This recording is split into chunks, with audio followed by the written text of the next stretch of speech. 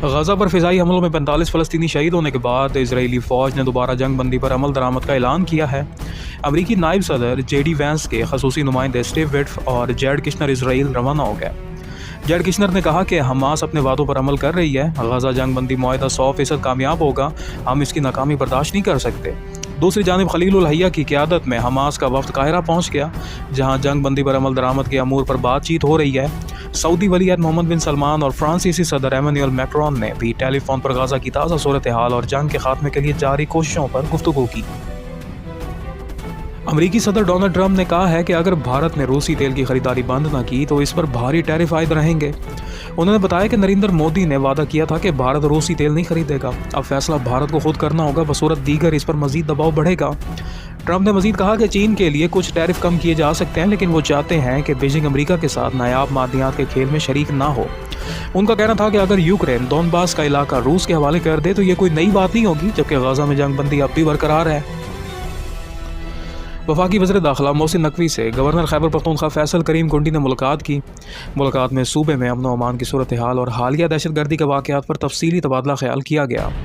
मोहसिन नकवी ने कहा कि दहशतगर्द पाकिस्तान की आज़ादी और अमन के दुश्मन हैं, इनके खिलाफ ऑपरेशन जारी रहेंगे। उन्होंने अवाम और कानून नाफिज करने वाले इदारों की कुर्बानियों को सराहा। गवर्नर ने कहा कि मुल्क दुश्मन अनासर के खिलाफ इंटेलिजेंस बेस्ड ऑपरेशन नागुज़ीर हैं। कराची के इलाके बल्दिया चुरंगी के करीब मेट्रस गोदाम में लगी आग पर काबू पाने की कोशिशें जारी हैं। फायर ब्रिगेड की 7 और रेस्क्यू की 2 गाड़ियां आग बुझाने में मसरूफ़ हैं, जबकि 2 वाटर बाउजर भी ऑपरेशन में शामिल हैं। गोदाम की दीवारें तोड़कर अंदर से आग बुझाने की कोशिश की जा रही है। फिलहाल आग लगने की वजह मालूम नहीं की जा सकी। लाहौर की फ़िज़ा आज भी सेहत के लिए मुज़र करार दी गई। एयर क्वालिटी इंडेक्स 332 तक जा पहुंचा। फैसलाबाद में 325 और शेखोपुरा में 311 रिकॉर्ड किया गया। पंजाब की सीनियर वजीर मरियम औरंगजेब के मुताबिक भारत के शहरों दिल्ली, चंडीगढ़, गुरदासपुर, लुधियाना और पटियाला से आलूदा हवाएं लाहौर की सिमत आ रही हैं। उन्होंने कहा कि मुल्तान, बहावलपुर और भुंगर भी भारतीय फ़िज़ाई आलूदगी से मुतासिर हो रहे हैं। लाहौर समेत दीगर शहरों में पानी के छिड़काव और एंटी स्मोक गन्स का इस्तेमाल जारी है, जबकि मोटरसाइकिल सवारों के लिए मास्क पहनना लाजमी करार दिया गया है। फूलनगर बाईपास पर ट्रॉलर और मोटरसाइकिल में तसादुम के नतीजे में बाप और 2 बच्चे जहां बग, जबकि खातून जख्मी हो गई। हादसे का शिकार खानदान लाहौर जा रहा था। रावलपिंडी में जनूबी अफ्रीका के खिलाफ जारी दूसरे और आखिरी टेस्ट में पाकिस्तान की पहली विकेट 35 रन पर गिर गई। इमामुल हक 17 रन बनाकर आउट हुए, जबकि आसिफ अफरीदी ने अपना डेब्यू मैच खेला। मेहमान टीम ने भी अपनी प्लेइंग 11 में 2 तब्दीलियां की हैं। वज़ीर आला KP के सुहेल अफरीदी की बानी बिटिया इमरान खान से जेल में मुलाकात की दरख्वास्त पर एतराज़ात दूर कर दिए गए। इस्लामाबाद हाई कोर्ट ने सेक्रेटरी दाखिला, सेक्रेटरी महकमा दाखिला पंजाब, IG पुलिस और सुपरिटेंडेंट अडयाला जेल को 23 अक्टूबर के लिए नोटिस जारी कर दिए हैं। इस्लामाबाद हाई कोर्ट के जस्टिस अरबाब मोहम्मद ताहिर ने रजिस्ट्रार ऑफिस के एतराज़ात के साथ केस की समाअत की। बानी बिटिया इमरान खान समेत 100 मुलजमान के खिलाफ 9 मई GHQ हमला केस की समाअत बगैर कार्रवाई के 22 अक्टूबर तक मुलतवी कर दी गई। ये समाअत आज अडयाला जेल में होना थी। अदालत ने बानी बिटिया इमरान खान के वोकला को आइंदा कार्रवाई के हवाले से आगाह कर दिया। पाकिस्तान और अफगानिस्तान के दरमियान फौरी जंग बंदी के ऐलान का सऊदी अरब ने खैर मकदम किया।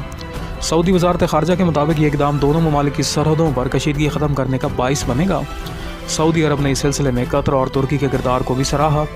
दोहा मुज़ाकरात में होने वाले इस मुआहदे के बाद पाकिस्तान और अफगानिस्तान के वफूद की अगली मुलाकात 25 अक्टूबर को इस्तांबुल में होगी। जमीयत उलमा इस्लाम F के सरबराह मौलाना फजलुर रहमान ने कहा कि आलमी अदालत इंसाफ ने इसराइली वज़ीर आज़म नेतन्याहू को इंसानियत का मुजरिम करार दिया है। बकर में जलसे से खिताब करते हुए उन्होंने कहा कि ट्रंप साहब नेतन्याहू को बुलाते हैं और इनके साथ प्रेस कॉन्फ्रेंस करते हैं। उन्होंने कहा कि फ़लस्तीनी अपना मुल्क चाहते हैं और इस्लामी दुनिया को सब्र और इत्तेहाद का मुजाहरा करना चाहिए। मौलाना ने कहा कि इसराइल को तस्लीम करने की बात करना फ़लस्तीन से गद्दारी के मुतरादिफ है। वज़ीर आज़म शहबाज शरीफ ने हिंदू बरादरी को दिवाली के त्यौहार पर मुबारकबाद दी है। अपने पैगाम में उन्होंने कहा कि दुआ है ये रोशनियों का त्यौहार आपके घरों में अमन और खुशहाली ले आए। उन्होंने कहा कि पाकिस्तानी होने के नाते हमें अपने माशरती तनूव पर फ़ख्र है, जो कौमी और हम आहंगी को मजबूत बनाता है। उन्होंने पाकिस्तान में हिंदू बरादरी की ग्रां कदर खदमात को सराहते हुए खराज तहसीन पेश किया। डिप्टी मेयर कराची सलमान अब्दुल्ला मुराद ने कहा है कि ग्रीन लाइन मंसूबे के सिलसिले में सिंध और बल्दियाती हुकूमत को ऑन बोर्ड लिया जाएगा। उन्होंने कहा कि तमाम दस्तावेज़ात सामने लाई जाएंगी और तकाजे पूरे किए जाएंगे तो ताउन के लिए तैयार हैं। वफाकी तर्जुमान राजा खलीक जमान ने बताया कि बल्दियाती हुकूमत ने जिन नामुकम्मल कामों की निशानदेही की है इन्हें जल्द मुकम्मल किया जाएगा। उन्होंने कहा कि ग्रीन लाइन का काम अब 1 माह की ताख़ीर के बाद अब सितंबर 2026 तक मुकम्मल होगा। 31 अक्टूबर को कराची कैंट में state of the art station का इफ्तिताह किया जाएगा, जो मुसाफिरों को जदीद सहूलियात फराहम करेगा। हांगकांग में कार्गो तैयारा लैंडिंग के दौरान रनवे से फिसलकर समंदर में जा गिरा। हादसे में ज़मीनी अमले के 2 अफराद हलाक हो गए, जबकि तैयारे का पिछला हिस्सा मुकम्मल तौर पर अलग हो गया।